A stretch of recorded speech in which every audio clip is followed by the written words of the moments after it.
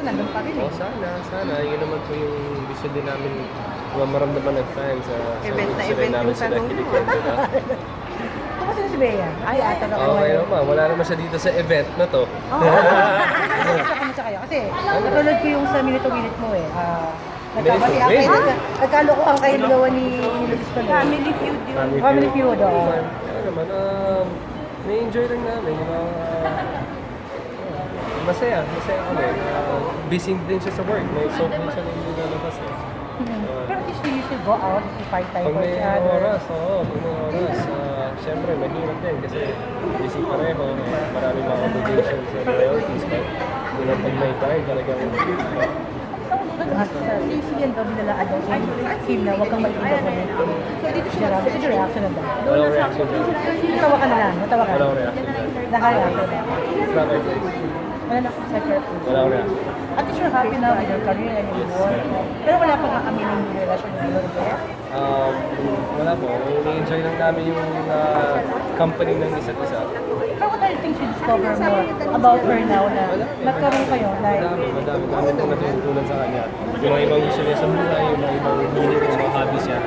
So, gano'n naman talaga kapag nakakasama mo yung tao na mas madalas. how you would describe 2016 and what do you look forward to 2017? Sobrang saya ng 2016 ko. Excited ako sa 2017 kasi mas maging exciting. Kumbaga, times 100 yung nangyari sa akin sa 2016. And, as an actor sa career ko, mas maraming ibibigay sa mga tao. Diyan natin nakita yung reaction mo. Kasi di ba Bastion List na Metro Manila Princess? Nakapista.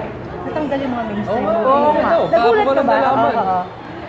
Ay, Now it's mga... Hindi ko alam paano nangyari yan. Ano nangyari? I mean, yung mga movies at natanggal, yung mga Yung mga inaabangan talaga. mainstream Diba? writers So, pa yun. hindi ko alam. Let's see. But for sure, maraming movies next year na ilalabas, di Opening ba? salvo yan, At malamang. least 2017, ang daming mga magandang pelikula. So, tingnan natin. Pero nakapag ano kayo? Metro Manila Film Fest pa never? Once lang. Yung Shake Rattle. Kami din yung team lang. Pero you want to try again? Oo, sana. Makagulo ako ng magandang proyekto. Gusto ko yung talagang may lalim at may siyempre, gagastos yung tao sa presko para kumita. OJKs at OTJs ginawang ano series right now. Oo nga daw. Wala kaya? Nagpatakbo kaya sila ng mga bata? Patay na ako eh. Patay ka lang. Di ba? Kasi another series, another story na siya. Ay, wala talaga ako. Nagulat na ako na may ganun yung dalawa. Pero narinig ko yan dati pa, mga 3 years ago pa. Right. O sige. At least, finally, we start na. Asa si Dennis? Ginawa. Ano, So, let's go. kamusta?